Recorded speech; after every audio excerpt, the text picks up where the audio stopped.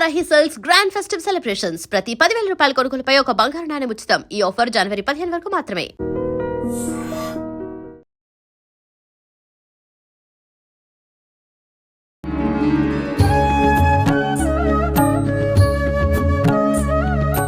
నమస్కారం గురుజీ. నమస్కారం అభిజిత. గురుజీ, చాలా వరకు గమనిస్తూ ఉంటాం కొంతమందిని. ఎక్కువగా మగవారైనా ఆడవారైనా సరే ఎక్కువగా ఉపాసన చేస్తున్న వాళ్ళు, ఒక దీక్షగా అంటే ఒక పీఠం లాగా పెట్టుకొని ఇంట్లో చేస్తున్న మాతాజీలే కానివ్వండి, లేదు ఎక్కువగా మంత్ర సాధన చేస్తున్న వాళ్ళ ముఖం చూస్తే సాక్షాత్తు అమ్మవారే వచ్చి ఇక్కడ కూర్చున్నారేమో అన్నంత తేజస్సు వాళ్ళ మొహంలో కనిపిస్తూ ఉంటుంది. చాలా సందర్భాల్లో ఇది చాలా మంది గమనించే ఉంటారు. అంటే దీన్ని బట్టి అర్థమయ్యింది ఏంటి అనంటే, అమ్మవారి దీక్ష గాని, అది స్వామికి సంబంధించింది గాని, ఇలా దేవత ఆరాధనకు సంబంధించి అది మనం పూజల రూపంలో చేసినా, దీక్షల రూపంలో చేసినా, ఒక మంత్ర దీక్షగా చేస్తున్నప్పుడు వాళ్ళ ముఖంలో ఎక్కువగా ఆ తేజస్సు కనిపిస్తూ ఉంటుందేమో అని చెప్పి. ఇది ఎంతవరకు వాస్తవం గురుజీ? 100% ఉంటుంది. ఇప్పుడు పీఠాలు పెట్టుకొని పీఠాలు చేస్తున్న వాళ్ళే అనే అవసరం లేదు. ఇప్పుడు కొన్ని గుళ్ళల్లో పాపం రోజు పూజలు చేస్తారు. మరి ఆ పంతులు గారికి ముఖంలో తేజస్సు ఏముండదే కొంతమందికి. మామూలుగా పాపం మామూలుగా ఉంటుంది. ఇప్పుడు దానికోసం తేజస్సు కోసం పీఠాలు పెట్టక్కర్లా. ఇప్పుడు నీ ముఖంలో బ్రహ్మవర్చస్సు కనబడుతుంది. మా గురువు గారు మధుర కృష్ణమూర్తి శాస్త్రి గారు, నా జ్యోతిష గురువు, చూస్తే తెల్లగా సాక్షాత్తు బ్రహ్మదేవుడే ఉన్నాడు, జ్యోతిష సార్వభౌముడు ఎలా ఉంటాడు అని అందరూ దానాలు పెట్టేవారు. అలాగే ఇప్పుడు నీ ముఖంలో తేజస్సు కూడా అంతే. మనం చేసుకునే సాధనను బట్టి ఎవరైతే క్రమబద్ధంగా దైవ సాధన ఏదో ఒక ఉపాస్య దేవత చేసుకుంటామో వాళ్ళకి ఓజస్సు తేజస్సు రెండు కూడా పెరుగుతాయి. ఇక ప్రత్యేకించి పీఠాలుగా పెట్టుకున్నటువంటి వాళ్ళు కమర్షియలైజ్ కాకుండా వాళ్ళు ఉన్నంత వరకు పెరుగుతుంది ఆటోమేటిక్గా. కొంతమందికి ఇక్కడ తేడా ఉంటుందన్నమాట. వాళ్ళు పూజించే దేవతను బట్టి తేజస్సు వస్తుంది. ఇప్పుడు బ్రహ్మవర్చస్సు ఇవన్నీ పెరగాలి అని అంటే వీళ్ళు సాధారణంగా లలిత అమ్మవారు పీఠం పెట్టుకుంటారు, వారాహి అమ్మవారు, ఇలా రకరకాల దేవతలను మనం చేసుకుంటాం. క్రింద డౌన్ఫాల్ కొంతమంది ముఖాల్లో ప్రేతకాలం ఉంటుంది. ముఖాలంతా కూడా క్లియర్గా కనబడుతుంది మనకి. ఇప్పుడు సపోజ్ శని నువ్వుల దానం పట్టే వాళ్ళ ముఖంలో పాపం వర్చస్సు ఉండదు. ఎందుకని ఉండదు అంటే అందరి కీడుని మనం ఇస్తున్నాం, అందుకని పాపం వాళ్ళ కళాహీనంగా ఉంటుంది ఫేస్. అలాగే సిటీ కేవలం మనుషులకే కాదు, ఇది సిటీలకు కూడా వర్తిస్తుంది. ఇప్పుడు గయా అనేటటువంటి సిటీని మనం తీసుకుంటే అక్కడ పిండాల మీద వచ్చేటటువంటి సంపాదన బాంబే సిటీకి కూడా రాదన్నంత వస్తుంది. ఎందుకంటే ప్రతి ఒక్కళ్ళు ఏం పెడతారు, గయలో పిండం పెట్టాలంటారు, అందరూ వెళ్తారు, పిండం పెడతారు. కాశీతో సమానమైన సంపద ఉంది, కానీ ఆ ఊర్లో బిల్డింగ్లన్నీ కూడా పంతులు గారు బిల్డింగ్లు అవన్నీ కూడా పాతబడినట్టు కళావిహీనంగా ఉంటాయి. ఆ ఊర్లో వెళ్ళినప్పుడు ఖచ్చితంగా ప్రతిరోజు ఒక యాక్సిడెంట్ అన్నా అవుద్ది. గయకి వెళ్ళినప్పుడు స్వయంగా మాకే అయ్యింది. అంటే రాత్రి ఎప్పుడు కూడా ట్రైనుల్లో, అందుకే సేఫ్టీ సైడ్లో వెళ్ళాలి ట్రైన్స్లో. వాటిలో మనం వెళ్ళేది పగల వెళ్ళాలి, రాత్రుల్లో ఆత్మలు పిలుస్తూ ఉంటాయి అన్నమాట. వాటిలో అది 100% మాకే స్వయంగా జరిగింది కాబట్టి చెప్తున్నాను. నెక్స్ట్ ఇకపోతే ఈ యొక్క ప్రేతాత్మల పూజ చేసేటటువంటి వాళ్ళు, నీచ శక్తులను పూజ చేసేవాళ్ళు ముఖంలో ప్రేతకళ కనబడుతుంది క్లియర్గా. అందుకనే అది చెయ్యొద్దు అన్నారు. ఇప్పుడు మనము దాన్ని బట్టే ఇప్పుడు మొన్న వచ్చినటువంటి అఘోరీ సినిమాలో కూడా ఆది పినిశెట్టికి ముఖం నల్లగా వేయడం, ప్రేతకళలాగా కళ్ళు పెట్టడం చేస్తారు. అదే వర్చస్సు పెరిగేటటువంటి వాళ్ళకి బ్రహ్మ సాధన, దేవుడు సాధన చేసే వాళ్ళకి బాలకృష్ణ గారి ముఖంలో తేజస్సు పెడతారు, అట్లా అనమాట.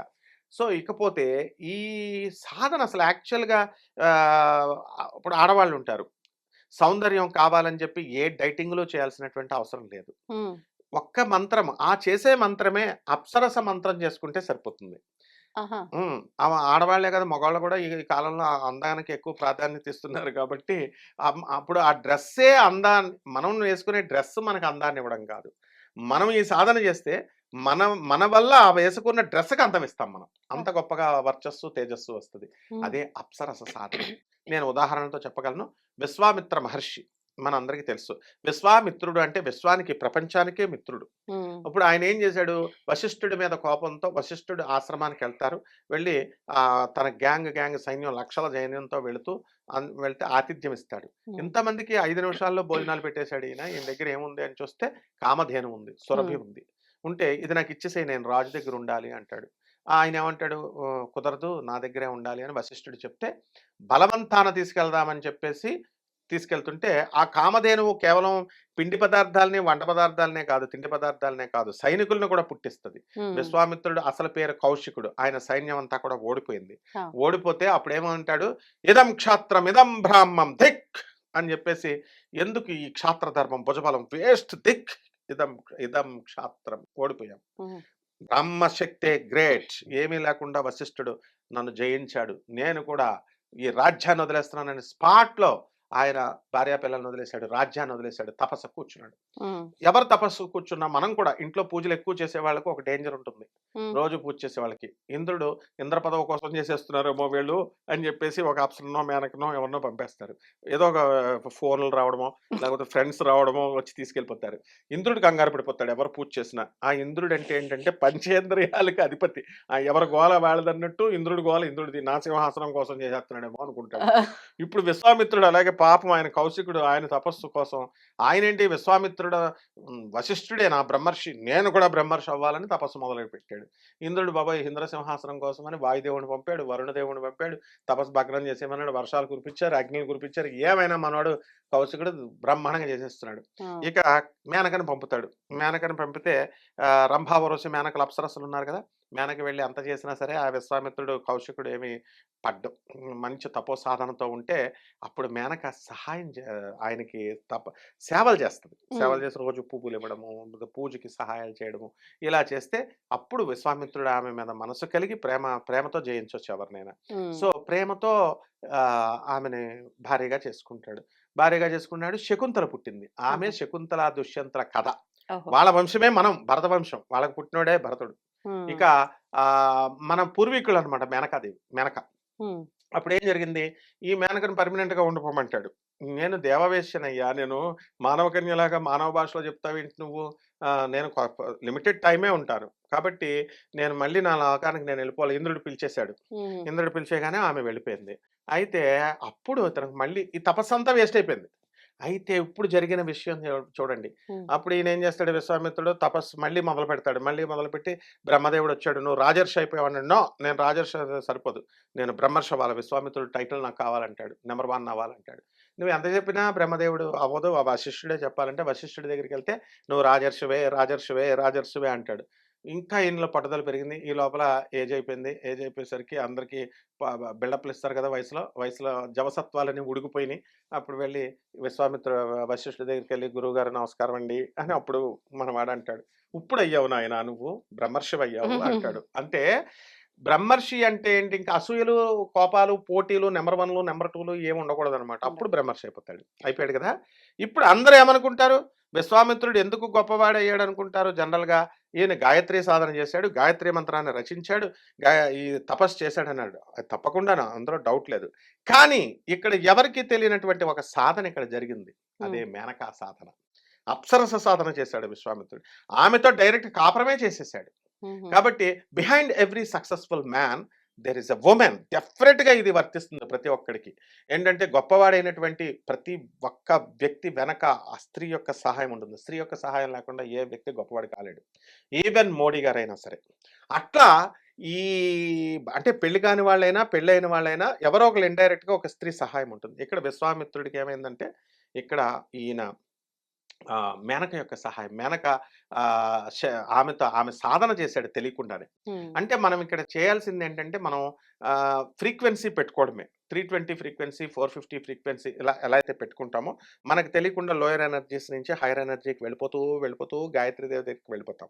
ఆ గాయత్రి మాతే సమస్త బ్రహ్మ పదార్థం అంతా కూడా అమ్మవారే కాబట్టి, ఆ యక్ష స్వరూపంలో ఉన్నటువంటిది కూడా ఆమె అనమాట. ఈ యొక్క అప్సరస సాధనలో. అప్సరస. సో, మనం ఏమనుకుంటాం, నేను లైవ్ ఎగ్జాంపుల్‌తో చెప్పగలను. మా చిన్నప్పుడు రాజమండ్రిలో 'రంభా ఊర్వశి మేనక' అని సినిమా థియేటర్‌లు కట్టాడు. ఆ! ఆయన ఆయన ఓనర్ గారు మా గురువుగారి దగ్గర పురాణపండి రాధాకృష్ణమూర్తి గారి దగ్గరికొచ్చేవారు. మేనకా సాధన చేసుకో అన్నారు. రామలింగ సిద్ధాంత్ గారు వీళ్ళంతా. ఆయన మొదలుపెట్టాడు. హ్మ్. అప్సరస సాధన మొదలుపెట్టాడు. యూ బిలీవ్ ఆర్ నాట్, ఆయన మామూలు ఉల్లిపాయలు హోల్‌సేల్ వ్యాపారం చేసేవాడు. ఇప్పుడు మీడియా ముందు ఎందుకు చెప్తానంటే ఎగ్జాంపుల్ చెప్తున్నాను. హ్మ్. చక్కగా ఆయన అపర కోటీశ్వరుడయ్యాడు. అప్పుడు సినిమా థియేటర్‌లు కట్టాడు 3. ఏం పేర్లు పెట్టాడో తెలుసా? 'రంభ, ఊర్వశి, మేనక.' మరి ఎందుకు పెట్టాలి? కాబట్టి సంపదని ఇస్తుంది. అంటే తేజస్సు ఇస్తుంది, ఓజస్సు ఇస్తుంది. ఆడవాళ్ళకి ఈజీ మార్గం ఇది. ఏ బ్యూటీ పార్లర్‌లకి వెళ్ళక్కర్లేదు. డబ్బులు ఖర్చు పెట్టుకోక్కర్లేదు. ఏ లిప్‌స్టిక్‌లు ఇవి అవి ఏం వాడక్కర్లేదు. డైటింగ్‌లు తిండి మార్చేసుకొని ఏ జీరో సైజ్ కరీనా కపూర్ లాగా అయిపోవాలంటే ఫుడ్‌లు మార్చుకోవాల్సిన అవసరం లేదు. ఓన్లీ జస్ట్ వన్ మంత్ర. అప్సరస మంత్ర.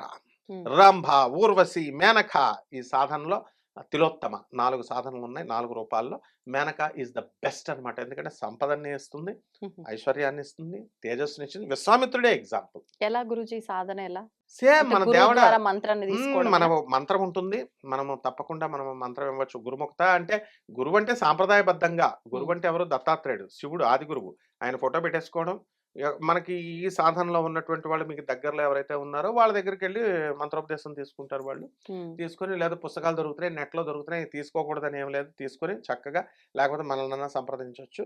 మంత్రం చాంటింగ్ చేసుకుంటే చాలనమాట ఇంకా. హ్మ్. డెఫినిట్‌గా ఎన్ని ఇంక రోజుల వరకి?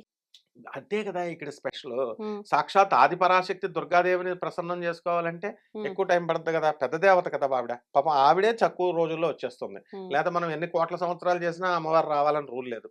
బ్రహ్మదేవుడి స్థాయి వ్యక్తి భువనేశ్వరి అమ్మవారికి కోటానుకోట్ల సంవత్సరాలు తపస్సు చేస్తే కల్లో కూడా ఇవ్వలేదు. లలితా సహస్రం అంటారు. లలితా సహస్రం చేసేటటువంటి గురువు హయగ్రీవుడు ఆయనకి లక్షల సంవత్సరాలు లలిత అమ్మవారికి చదువుతున్నా, మంత్రజపం చేస్తున్నా ఇవ్వల. అగస్త్య మహర్షికి రోజు ఇచ్చేది. హ్మ్. అమ్మవారి ఇష్టం. అగస్త్య మహర్షిని ఎవరు? హయగ్రీవుడి శిష్యుడు. హయగ్రీవుడు పిలిచి నాయనా నీకు రోజు కనబడద్దు కదరా అమ్మవారు నాకు కనబడట్లేదు. కొంచెం పిలంటే, అమ్మా లలిత ఇలా రా అనగానే అమ్మవారు మనిషిని పిలిచినట్టు పిలిస్తే వస్తది లలితాదేవి. హయగ్రీవుడికి దర్శనం ఇచ్చింది. అప్పుడు ఏమంటాడు తెలుసా హయగ్రీవుడు? హ్మ్. ఒరేయ్! ఎక్కడైనా గురువు వల్ల శిష్యుడు ఉద్ధరింపబడతాడురా. హ్మ్. కానీ ఇక్కడ రివర్స్ రా. శిష్యుడి వల్ల గురువు ఉద్ధరింపబడ్డాడు. ఉద్ధరింపబడ్డాడు. అదే లలితా సహస్రం స్పెషల్. అంటే ఈ అమ్మవారి ఇష్టం అన్నమాట. ఇది 7 రోజుల్లో వచ్చేస్తది. 41 రోజులు సాధన పెట్టుకోవచ్చు. హ్మ్. మామూలు పూజలకే బ్రహ్మచర్యాలు ఇవన్నీ ఏం నియమాలేమీ పాటించాల్సిన లేవు. అవసరం లేదు. హ్మ్. పంపిస్తే ముందు అమ్మవారు రావడం కాదు. ఆడపిల్లలు చేసే సాధన కాబట్టి భర్త విడాకులు ఇచ్చేస్తాడు. ఎందువలన 41 రోజులు నువ్వు సాధన చేస్తే భర్త దగ్గరికి రాకుండా డైవర్స్ ఇచ్చేస్తానంటాడు. అందువలన ఒక 7 రోజులో, 11 రోజులో వీళ్ళు సాధన చేసుకోవచ్చు. వీలుని బట్టి వాళ్ళ వీలుని బట్టి ఇక్కడ ఒక పని కోసమని సాధన పెట్టుకున్నప్పుడు సాధన చేయండి. బ్రహ్మచర్యము, తిండి, నియమాలు ఇవి పాటించి. అలా కాకుండా ఉన్నటువంటి వాళ్ళు 2, 3 నెలలు చేసుకోవచ్చు. 41 రోజుల్లో వీళ్ళకి దివ్య వర్చస్సు వచ్చేస్తుంది. ఇది ప్రూవ్డ్ అనమాట. అంటే ఇది ఆరా మిషన్. ఆరా తర్వాత తేజస్సు, ఓజస్సు పెరుగుతుంది. స్వమంత్రం, స్వయంత్రం, స్వవిద్యాః ప్రకటయ స్వాహా క్లియర్‌గా చెప్తోంది శాస్త్రం. నా హుహు. యొక్క విద్య, నా యొక్క మంత్రం నాదంతా కూడా తంత్రం ప్రకటితమవుగాక అని. హ్మ్. అదమ్మా. ధన్యవాదాలు గురూజీ. ధన్యవాదాలు. And